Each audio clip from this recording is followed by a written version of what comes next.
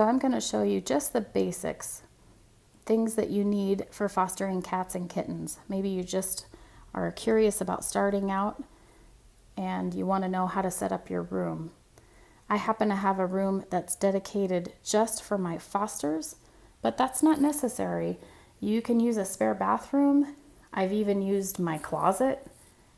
You can even go to Amazon and get a playpen. They have pet playpens that are all enclosed if you have a small space and you still want to foster. This is just the basics. Over the years, I've collected some great things for cats and kittens, but when I first started out, I had nothing. So I'm going to show you just how to set up a room with the bare essentials. I've started out with dry kitten food and water.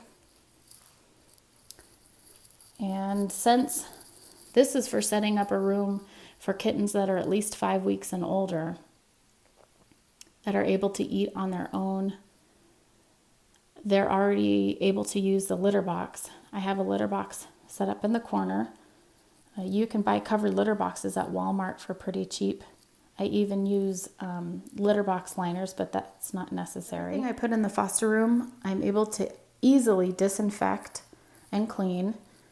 So I start out with old blankets. I can actually throw these in the washer and this has been bleached. Old towels, as you can see, that's been bleached. Once friends and neighbors and coworkers know that you're fostering cats and kittens, they'll usually give you their old sheets, blankets, and towels, and those really come in handy. I have it pretty bare in here to begin with because kittens that come straight off the street, a lot of times they'll have loose stool. Sometimes they have upper respiratory infection. And until I know they're healthy, I want things that I can be able to disinfect easily. A laundry basket, I'll usually set up. They can climb on it and play in it.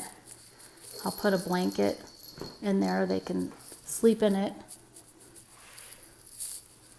And that way I can disinfect it easily. Toys I get from the dollar store.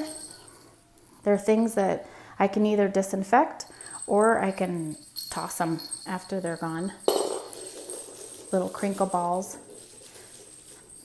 When I bring the kittens home from the shelter, just like I did with these guys, they haven't come out of the crate yet. What I do is I usually set the kennel up in a corner for them to be comfortable. They're usually scared. Put it near their food. And then I take the door off, and this will be their bed. Take the door completely off. And they can come out when they're comfortable. This one's obviously comfortable.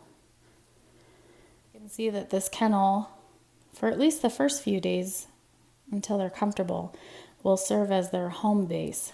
So when they're nervous, they'll go back in their kennel. And once they come out, I'll go ahead and put this clean towel in there so they have something soft to lie on.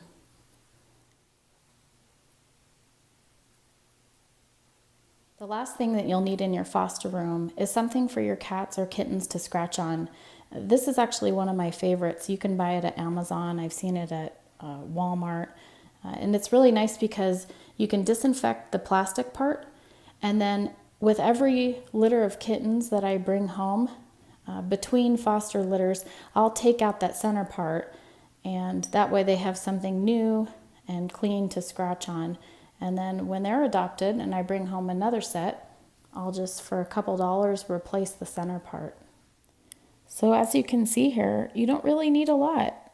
They just need a nice, clean, calm area to be, because really anything's an improvement from being in a cage at the shelter or even worse, being on the street.